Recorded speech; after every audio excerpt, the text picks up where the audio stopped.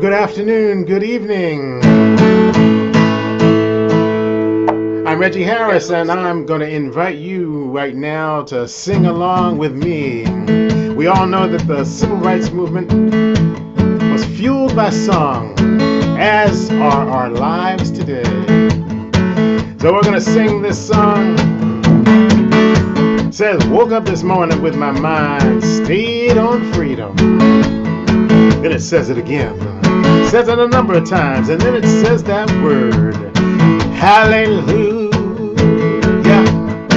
Well, I woke up this morning with my mind stayed on freedom. I woke up this morning with my mind stayed on freedom. I woke up this morning with my mind stayed on freedom. Hallelujah, hallelujah, hallelujah. Sing again. I woke up this morning with my mind stayed on freedom. Woke up this morning with my mind stayed on freedom. I woke up this morning with my mind stayed on freedom. Hallelujah, hallelujah, hallelujah. Well, I'm walking and talking with my mind. Sing it, say, stayed on freedom. Walking and talking with my mind. Stayed on freedom. I'm walking and talking with my mind. Well, now it's a stayed on freedom. Hallelujah, hallelujah, hallelujah.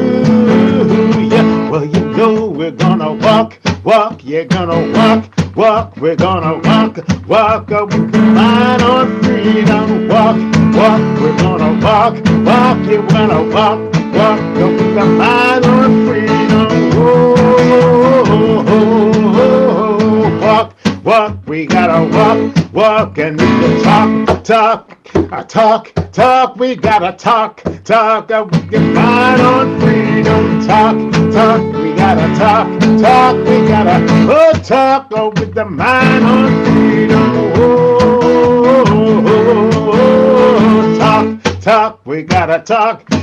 Oh, well, I woke up this morning with my mind stayed on freedom. I woke up this morning with my mind stayed on freedom. I woke up this morning with my mind stayed on freedom. Hallelujah, hallelujah, hallelujah, hallelujah, hallelujah, hallelujah, hallelujah, hallelujah, hallelujah.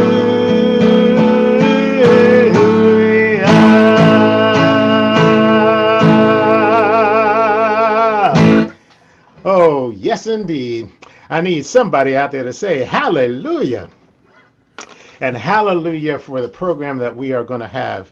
One of my favorite human beings in the world and another of my favorite human beings in the world. We are so happy that you have joined us this evening, this afternoon, in this time and place. And today our host is the founder, one of the co-founders of the Living Legacy Project, the Reverend Gordon Gibson, whose vision for taking people to the South gave us a great start to building an organization that has been working to energize our nation for civil rights. Gordon, we are so happy to have you with us today, and thank you very much.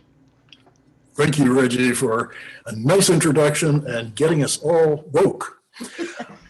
I could take the first 10 minutes or so of our time to introduce Dr. Shirley Cherry fully. What a waste of time that would be. You really have to meet her to believe her depth and dynamism, and so I'll confine myself to just a few highlights.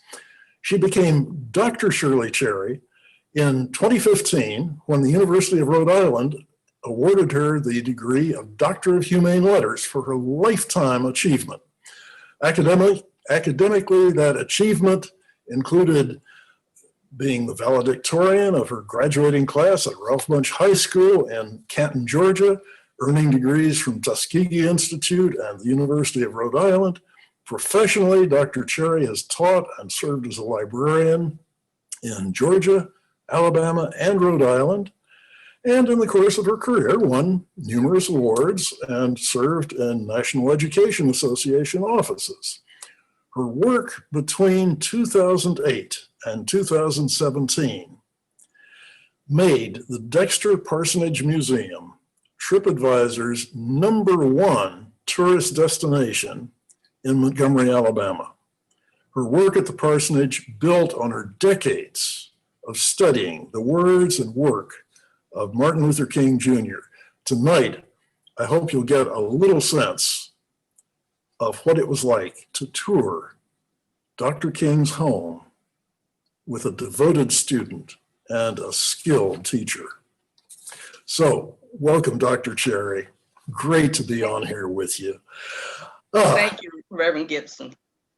Most of our audience is not from the Deep South, is not Black, and so not situated to understand growing up in Georgia, Alabama, anywhere in the Deep South.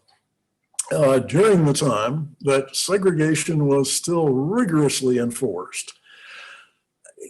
Give us some examples, some ideas of what that life was like. Well, Reverend Gibson, let me say right at the outset, everything I'm going to say today pretty much is going to say how Martin Luther King Jr. changed my life.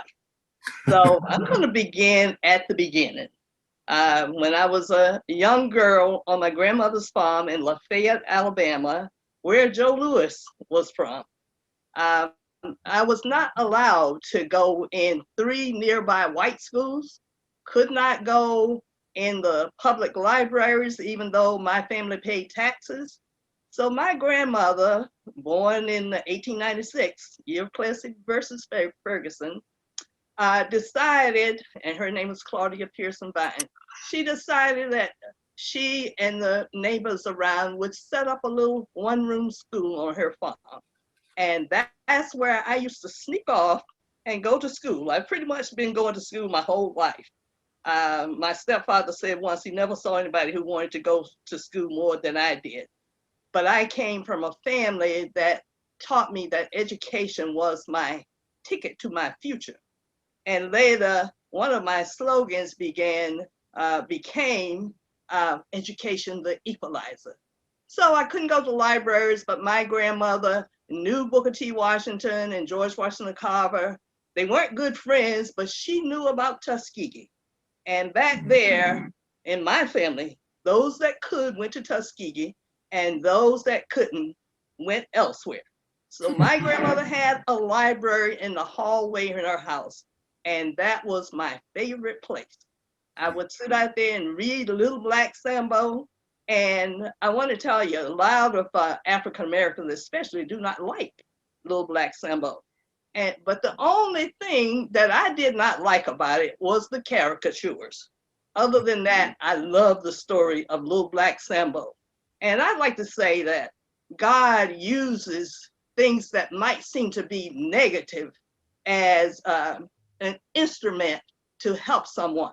If I had not learned to read, then none of the possibilities that I've had in my life would have been possible. But Little Black Sambo taught me how to read, and the rest is history. You haven't stopped since. I have 3 degrees. That's special.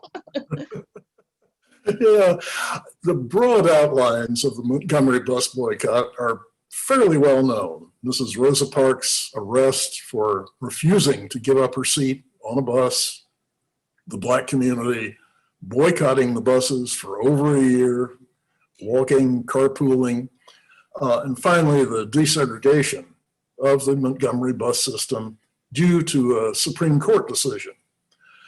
But as we have time, I may ask you to fill in a few more of the details. But let's start with some of the areas where you have particular expertise. So the boycott propelled a new young minister in Montgomery into the national spotlight. For several years, your excellent interpretation of the Dexter Avenue Church parsonage, where the Reverend Martin Luther King Jr. and his family lived, made that just a top tourist attraction in Alabama. What would you tell us was the essence of Dr. King's time in Montgomery? Well, the first thing I would like to tell you is that I believe it was an act of God, because Martin Luther King was a semi-finalist in Chattanooga, Tennessee. Someone beat him out for a pastorate. So he ends up in Montgomery, Alabama. Now, I must say that this young preacher did not come to Montgomery, Alabama to be a civil rights icon. On the contrary, did not come to be a civil rights icon. Martin Luther King came to Montgomery to be a good preacher, a good husband, later a good father, and to finish his dissertation at Boston University. And before you know it, Rosa, and this is what I like to give too. Everybody knows the facts and the figures. I want to talk about a young man who sacrificed everything. He did things that he didn't have to do. So before you know it, Rosa Parks is getting arrested. He's getting nominated to be the president of the Montgomery Improvement Association, the MIA. Coretta pretty much didn't want him to do it. They had the plate full. New preacher, new neighborhood, working on the dissertation. And before you know it, he's the president of the Montgomery Improvement Association. And I want to tell you, it was a huge sacrifice, because Martin Luther King pretty much made Coretta a widow long before he went to Memphis. But luckily, a lot of the church members and their friends would chip in and help her with the baby, help her with the house, So that's what I would like people to know. I would like them to know that this young preacher was an ordinary human being who did extraordinary things. And when John Lewis invited me to come speak to all of his faith and politics people, they wanted me to talk about Coretta Scott King. Martin Luther King couldn't have done any of those things without Coretta Scott King. And before this is over, I want to give the young people who I might be able to talk to, I want to give them an idea of how to choose a perfect mate. And when I did the tours at the parsonage, I wanted people to leave with certain things. First of all, as I've already said, ordinary people who did extraordinary things. I wanted them to leave with Martin Luther King's demonstration and definition of character. Where do they stand in times of discomfort and inconvenience? And a lot of people don't even know what character is. I want them to, but it comes to, can you take a stand? Where do you stand when you're uneasy? When you're scared, can you take a stand? And I want them to leave with his definition of love, ally Howard Thurman, to find ultimate security in an ultimate vulnerability. I had a group of young musicians come down to the parsonage, and I was leaving. The parsonage was closed, but they were on the porch. Seemed like they wanted to get in so badly. So I went back and I said, would you like to just walk through the parsonage? Well, that walk turned in about 2 hours, but I was so pleased as an educator when they left. And I've been putting this picture on Facebook. I wish someone could help me find that little group. They told me the name, but I don't remember. But anyway, when they left, they were so appreciative. They told me, said, Dr. Cherry, we didn't even know what love was until we came down here. And I'm going to get that to a little bit later about the love. So I want people to leave with ordinary people can do extraordinary things. I want them to leave with what character is, because people don't know. I want them to know how to choose a good mate. Well, let's picture ourselves, all of us on this Zoom webinar. we're a tour group. We're standing on the front porch of that parsonage there on Jackson. And you're about to have somebody in our group unlock the door. But first, there's something you're going to point out. Yes. Well, first of all, I'm going to ask my group to look at the front of the parsonage. It was built in 1912, circa 1912. So I want them to look at the parsonage first. I want them to look on the right side and see how smooth those windows are. And then I'm going to ask them to look on the left side. And I want them to see the beautiful green lattice work on those windows. And then I'm going to point out a crater on the front porch where the parsonage was bombed on January 30th, 1956. And then I'm going to ask them to turn around, look out at the front steps and down in the front yard. I'm going to ask them to imagine 300 to 500 angry Black people because the parsonage has been bombed on January 30th, 1956. I want them to imagine that a young preacher, only 27 years old, was over at Ralph Abernathy's First Baptist Church. You know, there are two in town, the white one and the black one. The black one broke off from the white one, and so that's the lineage there. But I want them to think of a young preacher over at First Baptist Church. He's at a mass meeting trying to run this bus boycott that he never came to Montgomery to do. And he's taken up a collection. Now, he wouldn't have been a good pastor if he hadn't been Baptist pastor, if he hadn't been taking up a collection. So, but all jokes aside, they needed money for transportation, for gas. And so Martin Luther King begins to notice that a lot of people are whispering and a lot of people are looking at him and then looking away. And then he notices that someone starts to say something to him, but is told not to do that. And later he came, Ralph Abernathy ran downstairs, came back upstairs, and Martin said, Ralph, what's the matter? Now you try to imagine this, 27-year-old preacher. You have a 10-week-old baby. You have your wife. You have your wife's best friend, Mary Lucy Williams, and they're in the house. And Ralph says to him, Martin, your house has been bombed. Now he said he didn't take a full breath from the time he left that church and got to the parsonage. And he went through that angry crowd. And I told you, you have to pick a good mate now.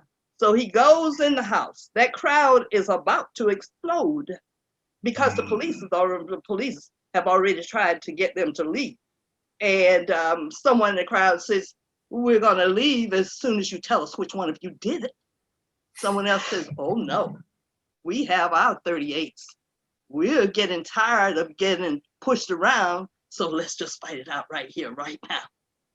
Now, of course, we know Martin Luther King was a nonviolent warrior, but he goes in, Coretta's in the bedroom, sitting on the side of the bed, and to his amazement, she's not as upset as he thought she would be. And so that was the common factor on him. It enabled him to go back and face that angry crowd.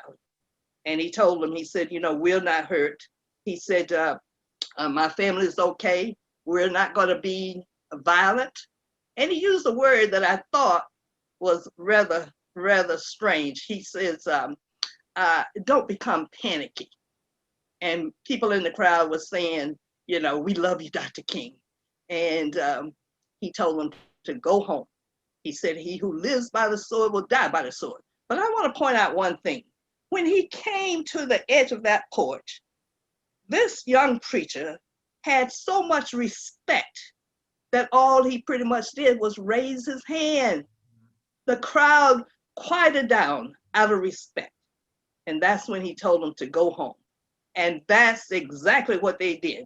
Now, I know you know, some people might, but if they've been to the parsonage, they know Miss Vera Harris, who housed the Freedom Riders when they were beaten up, dear friends of Dr. King and Mrs. King. Their daughter, Dr. Valor Montgomery, used to babysit for Dr. King. Well, this is a little funny story, and Reverend Gordon Gibson, you know that I'm a strong believer. If you don't have a sense of humor, you don't have any sense.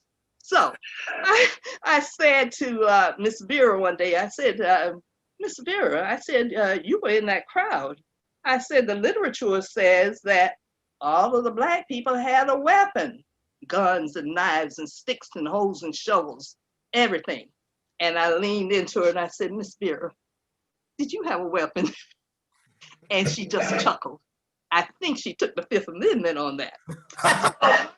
One day I told a group, and someone, and that's when I stopped telling people this, someone went down there and pressured her as to whether or not she had a gun. And Miss Vera, he came back and told me, she said she had access to a gun. Well, her husband was a Tuskegee Airman, my alma mater, Tuskegee, and they knew how to protect themselves. I want to tell you something else. Martin Luther King Jr. had a gun in the parsonage.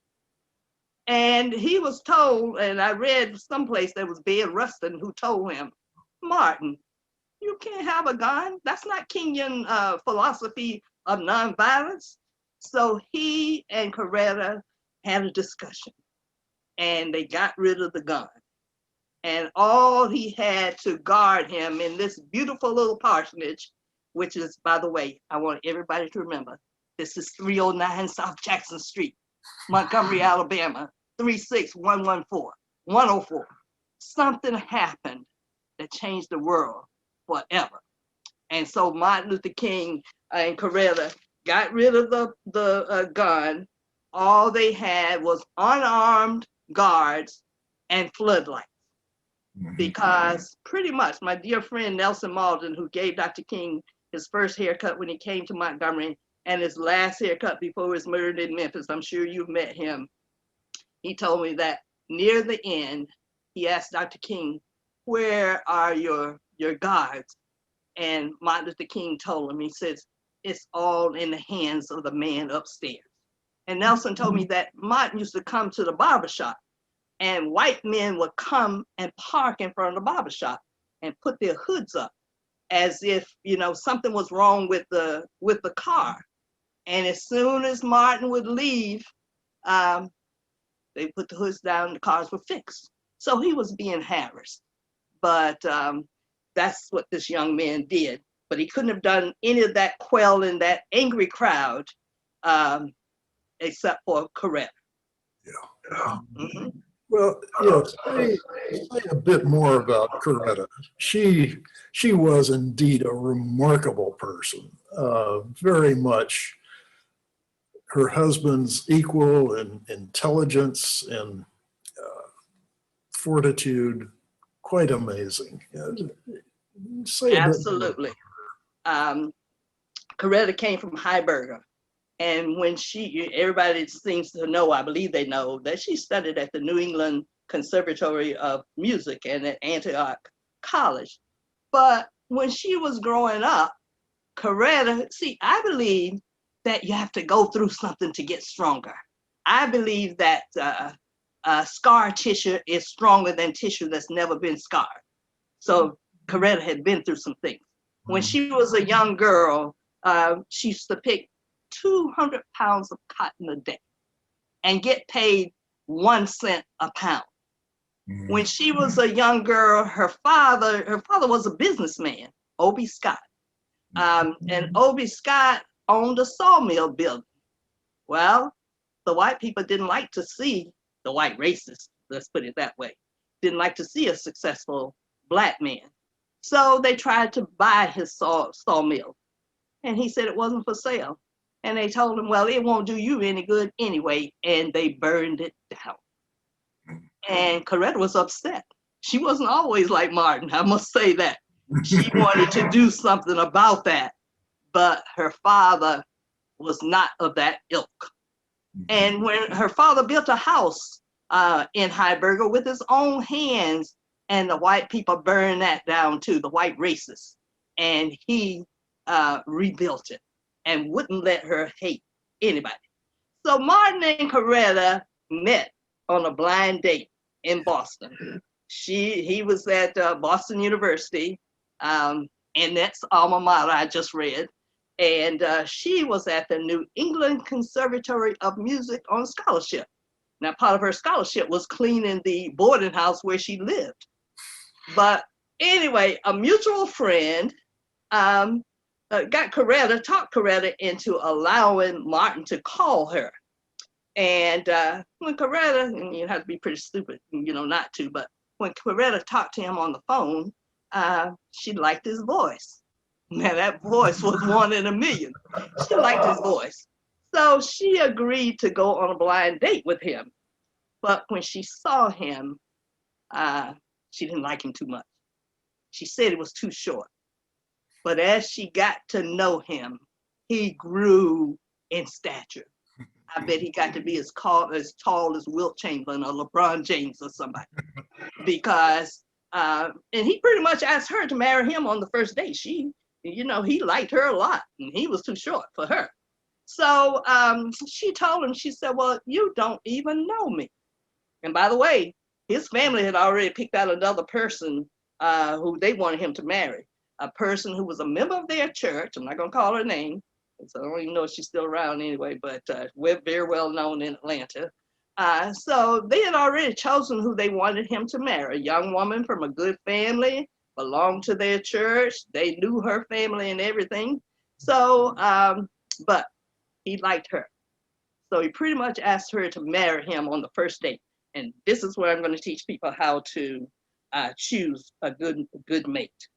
So when he asked her to marry him, she said, well, you don't even know me. He said, well, I know I don't know you, but you have all of the qualifications I'm looking for in a wife. And I used to tell the young people, say, hey, because you got to have some qualifications.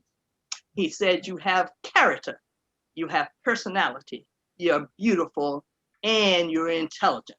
But I used to always point out character, definition of character. Where do they stand in times of discomfort and inconvenience? Like when they're bombing your house. When they bombed the house, by the way, this is an example of the character. The Kings went to spend the night at one of their friends' house over at Alabama State. I don't want to say the name, I think I know who it was, but someone who went to Morehouse with Dr. King. But I've been away from this for a while, so I used to have a photographic memory. It's pretty graphic still, and I think I'm right, but I'm not going to say. You can look it up. But anyway, the family friends took Coretta and Martin to the house. I would say that's probably about 3 or 4 blocks away. And early in the morning, early in the AM morning, someone is knocking on the door, and Coretta and Martin are terrified. They think someone might be following them.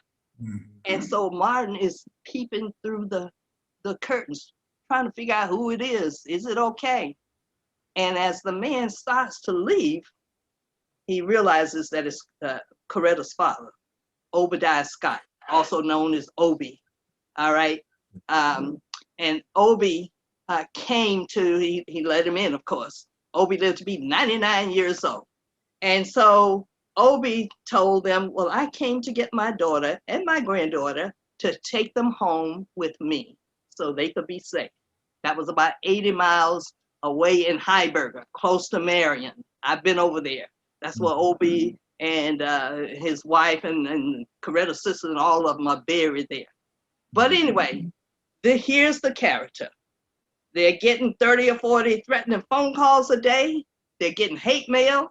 Someone has bombed the house. They have a 10-week-old baby. And she respectfully says to her father, Dad, I appreciate it, but my place is here with my husband. That's taking a stand. Now, that's the kind of mate you wanna choose when times get tough. Can they take a stand? Yes, yes, yes. Dr. King has been portrayed as always calm, always brave, never flustered. That's impossible. That would be impossible with all that he faced. But there's one thing that you and I really want people to know about. Tell us what happened one late January night during the bus boycott. This, Okay. Dr. King, people need to know. And I want to say, when I first came to Montgomery, I didn't hear anything about the Epiphany, but it was a turning point for Martin Luther King Jr. So he comes home one night around midnight. And by the way, that was January 27, 1956. And Coretta was already sleeping in the little double bed. Baby Coretta was sleeping, baby Yolanda, they called her Yoki, was sleeping in the bassinet. And he finally starts to doze off. And the phone rings. And the person on the other end says, "In." Sometimes I'll say that word because I've been called that word so many times. I don't want anybody to forget it. Okay? I don't ever want to be called that word again. But you know, that's what people would call. Mm-hmm. So the person says, "In. We're tired of you and your mess now. And if you're not out of this town in 3 days, we're gonna blow your house up and blow your brains out." He said he could usually go back to sleep. Keep in mind, he's getting 30 or 40 threatening phone calls a day. You think perhaps this is just another nut calling you, trying to scare you out of town. But he said something was different about this phone call. He said it was particularly hateful. And so he said he got out of the bed, started to pace the floor, ends up in the kitchen around midnight. Told us exactly what he did. Said he warmed up a cup of coffee. He poured that cup of coffee and he sat over that cup of coffee. And I say that he hovered over that cup of coffee just like Jesus was praying in the Garden of Gethsemane. Now listen to this. This is not my words. These are Martin Luther King Jr.'s words. Listen to what he said. Listen to what this means for a young preacher, 27 years old, a new baby, families all embroiled in all of this chaos. Both sides of their families trying to get them to leave Montgomery. And listen to what he said. I don't want anybody to forget this because I've tried to empathize with him. He said, "Fears were creeping up on my soul." He said, "Mama couldn't help me. Daddy couldn't help me." He said, "They are 175 miles away." He said, "I had to go to the God that could make a way out of no way." And so he went in that kitchen like Jesus in the Garden of Gethsemane. And to tell the truth, he told it himself. He came in that kitchen to try to figure out how to get out of Montgomery without appearing to be a coward. So the prayer went something like this. "Lord, I'm down here. I'm trying to do what's right. I think the cause we represent is right, but I must admit, I'm losing my courage. And if I falter, the people will falter." All of a sudden, he feels he said he feels a stirring in his chest. Now, he didn't say he heard voices, but all of us have that inner voice. I told you about my rainbow. That was my inner voice. So he heard that inner voice called him by name. "Martin Luther, stand up for truth, stand up for justice, and stand up for righteousness. And lo, I will be with you always, even until the end of the world." All of a sudden, he said all of the fears left him. It was a defining moment. It was an epiphany, because if Martin Luther King had come to another conclusion, he couldn't have done all that he did. He lost all of his fears. And you heard him speak about that in Memphis when he said, I'm not fearing any man. I just want to do God's will. And he's allowed me to go to the mountaintop. And I might not get there with you, but you as a people will get to the mountaintop. And Coretta says she's pretty sure that Martin knew he was never ever coming back from Memphis, because before he left, he sent her some beautiful red carnations. And when she touched the carnations, she found out that they were artificial. Now, everyone knows that a classy man does not send you fake flowers. And Martin Luther King was one class act. So she called him on it. Says, Martin, why did you send me these fake flowers? And he told her, I wanted to give you something that you could keep. Mm. Mm-hmm. Mm-hmm. Yeah. So Wow. that's the epiphany. Yeah. That's his epiphany. But he gave me an epiphany too. Want me to talk about it?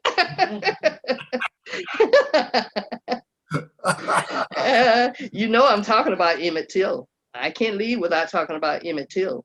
Yeah. Emmett Till was another, and I'm going to be brief.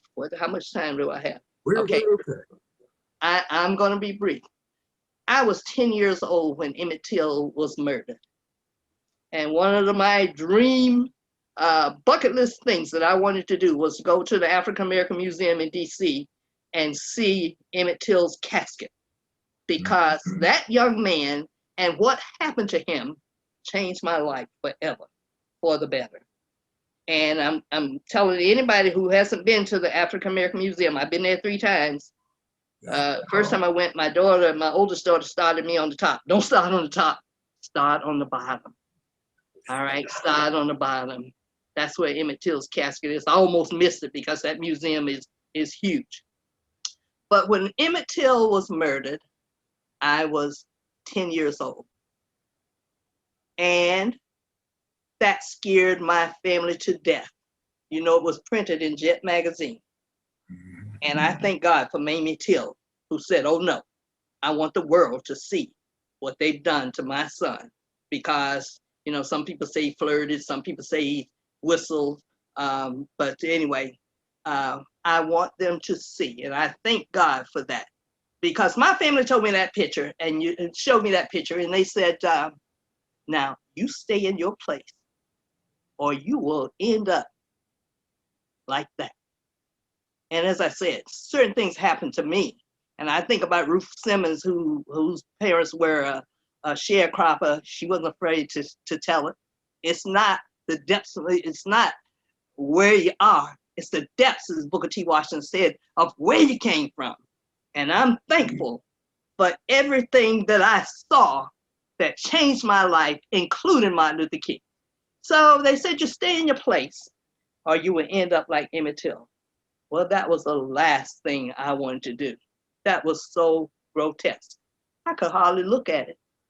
But as I said, I thank God for Mamie Till. You know, she was a teacher in Chicago. And so I stayed in my place, and they made sure that I knew how to stay in my place. I think that's why I'm busted loose now, okay? They made sure that I knew how to stay in my place. They told me to go to back doors of white people. Don't ever go to their front door. Say yes, sir, no, sir, yes, ma'am, to every white person. And told me never, ever to look a white person in the eye. And then here comes the little preacher. Thanks, Annette, for helping with this today because I couldn't find it.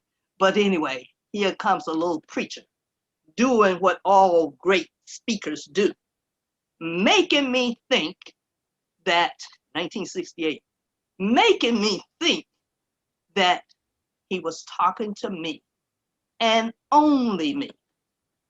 He said, nobody can ride your back unless, he said no man, but you know, he meant nobody.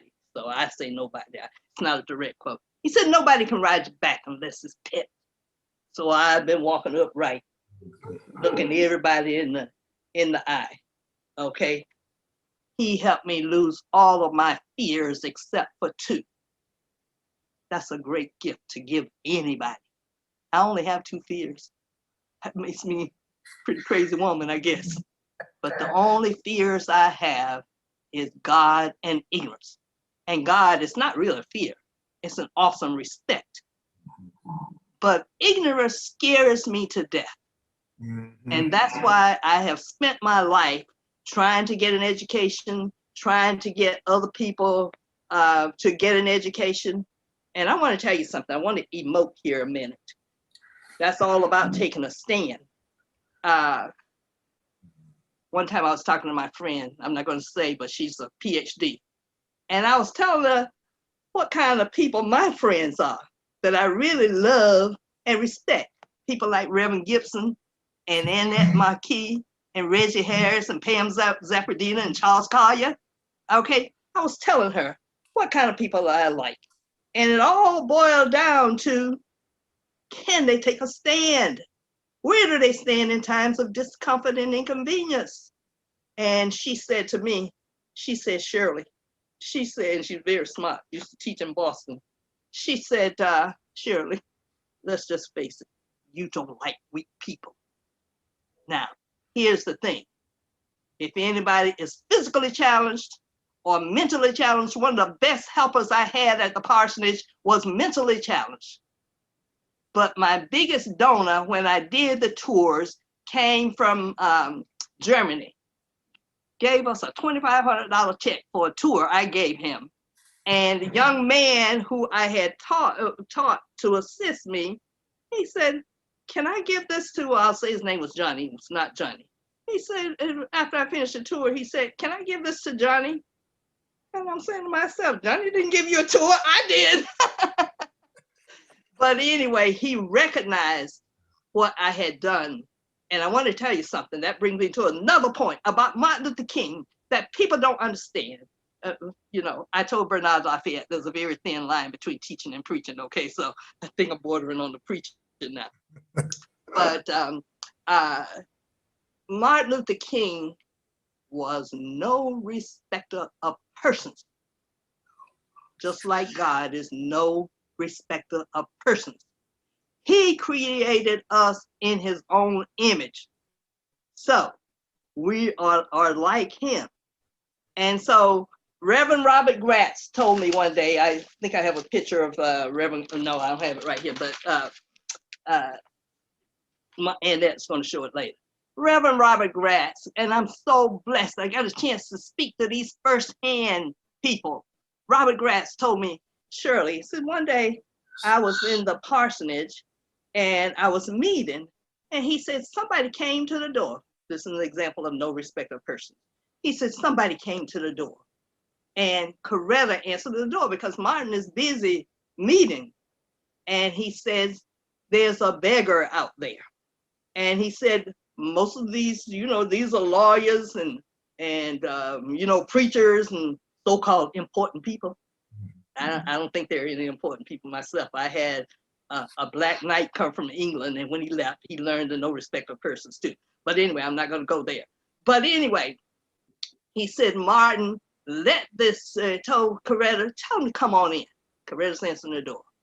And Reverend Gratz said he let that man talk to his so-called busy, important friends, professors, lawyers, you know, people like that.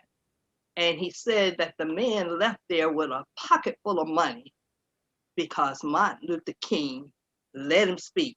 He was so convincing that that's what happened. But I just want to tell you something. That's what I like about Martin Luther King.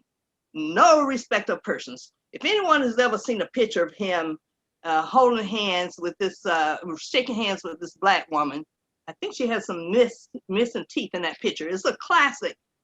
And I use that as my classic example that Martin Luther King Jr. was no respect of persons. Everybody was somebody to him.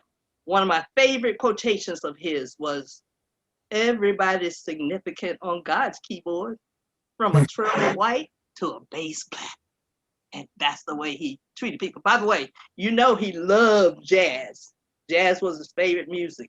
1964, he gave the opening address at the Berlin Jazz Festival. I'd like to have fun, by the way. So, want to get in one more story that'll be a good transition to our sharing some of the pictures you have. Okay, all right. You got to welcome all sorts of people to the parsonage, John Lewis and the King children and so on. But some of the people you got to welcome were a little bit surprising, including one of the other figures in the story of Rosa Parks' arrest. So share Leroy Pierce's story. Okay, I would guess that you're talking about Mr. Leroy Pierce. Yes. Leroy Pierce was a motorcycle cop. And during that time, you know, when the Montgomery Bus Boycott was going on, it was very dangerous. Motorcycle cops had to follow those buses to make sure that people weren't harming each other. And by the way, some of those bus drivers were so mean. It even happened to Rosa Parks one time with James Blake. The Black people had to pay their money, get off, go around back, get on the bus. Okay? And sometimes they would leave them. So anyway, the night that Rosa Parks was arrested, Mr. Leroy Pierce was a motorcycle cop. And by the way, he and I became friends. All right. And I hope we're going to show a picture of him later. And he died, I think, about 2 years ago. I'm not sure about that, but it's documented. Leroy Pierce. So Leroy Pierce told me that he heard the call go in. Now, he wasn't the officer who was called. He was already there. The officers were officers Nixon and Day. Those were the officers who were supposed to go and check out the disturbance on the bus. And so he probably would have gotten in trouble if he didn't go on and try to do something because he was already there. He went on the bus, he and another police officer, he didn't tell me the name, but they escorted Rosa Parks off the bus. And he said to me, while he's sitting at the dining room table where the SCLC was formulated, he said, just imagine how the world changed for the better when she was arrested. I said, it sure did. I said, and I grew up in the South. I said, you didn't beat her up either. Because my history of growing up in the South, when a white man told a Black woman to move and she did not move, he was supposed to slap her, kick her, kill her, or something. And listen to what this man said. He was a classy man. He said, I wouldn't beat her. He said, I'm a Christian. He said, I'm going to heaven. And I leaned right into him and I said, I'll see you up there. So when he died, there was an article in the Montgomery Advertiser. The reporter tried to reach me. I was in Rhode Island at the time to get my comments on that, but I only talked to him after he had submitted his story. But Leroy Pierce told him about him coming to the parsonage and sitting at that dining room table where the SCLC was formulated. Well, I want to tell you something about Leroy Pierce. First of all, when I first met him, he walked into the interpretive center next door to the parsonage. And he said, I'm looking for Miss Cherry. And he was 84 at the time, but he looked like he was 64. And I had tried for 2 years to get him over there ever since his daughter, Deborah, told me, she hooked her arm in my arm. She laid her head on my shoulder. Beautiful, beautiful person. She said, I want to tell you something. She said, I don't tell everybody this, but, and you could feel it was therapeutic for her, I think. She said, I don't tell everybody this, but she said, she used the term a little loosely. She said, my father arrested Rosa Parks, but he didn't really arrest her, but he escorted her off the bus. And one day I had a group of Air Force officers, non-commissioned officers, come from the base, and I did a tour for them. And I told them at the time, because I never would call his name, but I had to show his picture. And I told him, I said, I'm not going to tell you his name, but I want to show you this picture. I said, this picture is worth 1,000 words. Him sitting at the dining room table where the SCLC was formulated. And one of the officers says, oh, that's my Uncle Leroy. I said, girl, shut up. Didn't I tell you that he didn't like publicity? I mean, he turned out some offers from some big, people who wanted to interview him. I'm talking really big, not calling any name. But she took me out to dinner that night because she had betrayed me. Told me that was her Uncle Leroy. So when he died, I wrote a little blurb regarding his obituary. And I talked about him coming over to the parsonage. I talked about him rearing a daughter who had the courage to tell me, a Black woman, who was the first Black teacher, she didn't know it, but first Black teacher in Smith Station, Alabama, back in, I think it was 67. But she had the courage to tell me that. And I had never met her before. We were doing something called a familiarity tours. We visited each other's sites. She was in the hotel business. And she didn't even sit next to me at the table, but I found out later that her son went to Johnson & Wales in Rhode Island. So I think she felt an affinity when she found out that I was from Rhode Island. So that's when she hooked her arm in my arm and said, I want to tell you something. And when she told me that, all I could say is, will you take a picture with me? And that's how we got that picture that Annette is going to show. And when her father came to visit me, and by the way, one of his former employees talked him into coming over to visit me because he had been over there, very well-known Montgomery citizen. He had been over there, liked my tour, had worked with his wife and everything. So he talked him into coming. But that day when he walked in there, I'm saying to myself, when he says, I want to speak to Dr. Cherry, I'm like, oh, that sounds like the FBI or something, you know. But we had a love fest. And we go over and I have a picture of him standing right on near the front stairs with the number 309. Because I tell everybody, when you listen to that speech from Martin Luther King, I've been to the mountaintop, and he talks about losing all of his fears. You be sure to get yourself a picture with this 309 and tell people something happened at 309 South Jackson Street that changed the world forever, for the better. Yeah. Let's see the picture of Leroy Pierce. Well, let me do this one first, since we got to her first. I just want to say that is my great-grandmother, Fanny Pearson. And she was a slave. And I am so proud that I have that picture of my grandmother. I grew up looking at that picture over my grandmother's old pendulum clock.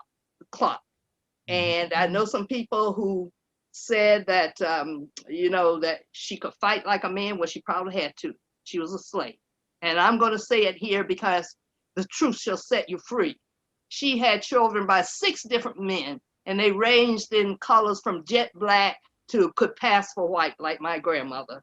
So I think I got some of my feistiness from my great-grandmother, Fanny Pearson. Okay, let's, you know. All right, I already talked about Emmett Till, but he changed my life. Because when my family showed me that picture, and they helped me to understand the scariness of segregation, but Martin Luther King helped me lose those fears. All right, and there's the parsonage. If you look on the left side, if you can see those windows, you'll see the green lattice work just above the bottom part of the window. On the other side, you see the windows are smooth. Now, I want to say that Eric Mon, one of your pilgrims, I'll call him a pilgrim, he might not like it. But anyway, I gave him the opportunity to put the key in the door. And I want to tell you something. Every time I put that key in the door, the front door, I got goosebumps. Because never in my wildest dreams did I ever think that I would ever have the opportunity to put a key in the door where Martin Luther King Jr. put a key, and to walk in his footsteps and feel his ambience in that house. And so Eric said that changed his life. He's writing a book about it, and I hope you will look for it. It's Keys to the Kingdom, I think, unless he's changed it. We consulted a lot on his book, Eric Mon. Yeah. Yeah, that's just, okay. That's Miss Vera Harris, Dr. Val Montgomery's mother, married to a Tuskegee Airman, housed the Freedom Riders when they were beaten in Montgomery, good friend of Martin Luther King and Coretta's, and she died at the age of 96. And she was the ambassador for the neighborhood. So if you come to Montgomery, be sure to go to the Harris house because her daughter Valda is, I think, showing it to people now. It's a special, special house. Yeah. Special. Oh my goodness. Oh. Two of the most beautiful human beings I have ever met. I have Reverend Gratz's book, and he wrote something in it to me, and I want to read it. It's just a little thing, but it means the world to me. He said, to Shirley and her grandchildren, let us work together to keep the dream alive. Robert Gratz and Jeannie Gratz, April 18th, 2009. Now, I used to ask him, I said, Reverend, I said, what would make you want to do that? White pastor of a black Lutheran church. And he said it was his calling. His house was bombed twice, taught his children to hide behind the sofa if they heard a noise outside. And he told me that if the third bomb had gone off, it would have leveled the whole neighborhood. And Jeannie Gratz, she was so beautiful. And as one of my friends said, when he left us, she had to soon follow because they had been together 69 years. And she told me, she was funny, she told me that she and her husband had the first integrated swimming pool in the neighborhood. It was an old tire. They cut the tire out and made an old swimming pool. John Lewis invited me to speak to all his faith and politics people. He had Steny Hoyer and a whole bunch of people, Juanita Abernathy and all of them. But I want to tell you something. That was one of the highlights of my life, to see John Lewis giving me a standing ovation and giving me the microphone to talk some more, and then said, I'm going to walk down the street with Miss Cherry. So we went to the old barbershop. We went to Vera Harris's house. By the time we got down to the parsonage, one of his people told me, one of his assistants says, Miss Cherry, we're not going to get a chance to go in the parsonage. And I'm sorry to say, but I had to pull my little sister out on it for my grandmother. I said, oh, he's going in the kitchen. So he ended up in the kitchen. And there we are. My beautiful daughter took that picture. I was at a dinner over the archives, his dinner with all of his people. And I gave him that picture and he put it on his inside pocket. I said, I can give that to one of your assistants. And he said, no, I'm going to put it right here. And he was just so moved. My grandchildren, whose great-grandfather was the only one arrested on the first day of the bus boycott, the boys, not my little Abby, but the first day of the bus boycott, Joanne Robinson wrote about Fred Daniel, page 59 of her book, The Montgomery Bus Boycott and the Women Who Started It. Joanne Robinson was somebody. Yeah. Oh, that's Shirley Cherry. Fancy seeing her.